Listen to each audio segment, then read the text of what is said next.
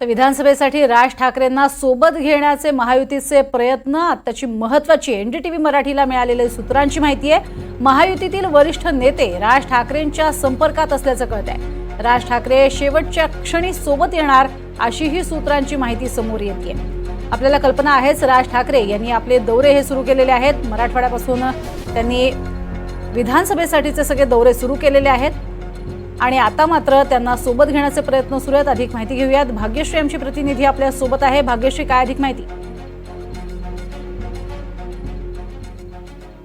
नक्कीच प्रज्ञा, आपण जर बघितलं तर ठाणे इथे महायुतीचा मेळावा सुरू आहे। या मेळाव्यामध्ये उदय सामंत आलेले आहेत, त्याचबरोबर प्रसाद लाड आलेले आहेत, नरेश म्हस्के इथे उपस्थित आहेत। इतकंच नव्हे तर लोकसभेचे तिकीट मिळाले नाही म्हणून नाराज असलेले गणेश नाईक सुद्धा इथे हजर झालेले पाहायला मिळतात।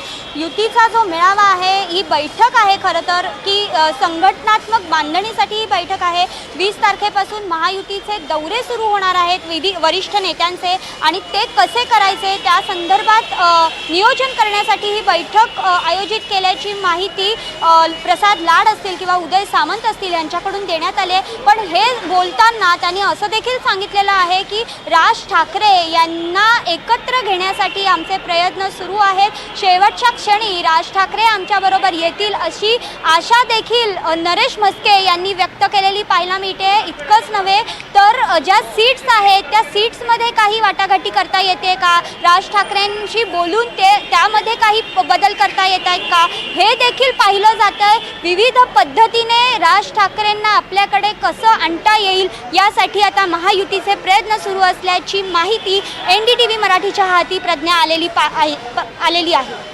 नक्कीच, मात्र सध्या आपण जर बघितलं तर राजकीय वर्तुळात जे चर्चा सुरू आहेत आणि त्यात राज ठाकरे यांची मनस्थिती, राज ठाकरे यांची समोर येणारी वक्तव्य, या अनुषंगानं मनसेच्या वतीनं या संदर्भात काही कळू शकलेलं आहे का?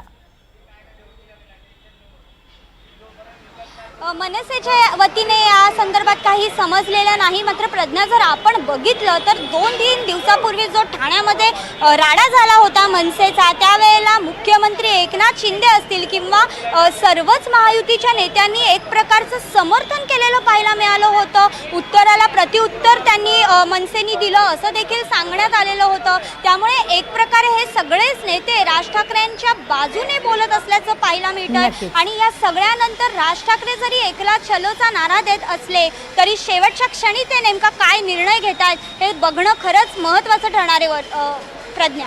नक्कीच, तुर्तास धन्यवाद भाग्यश्री या संपूर्ण सविस्तर माहितीसाठी।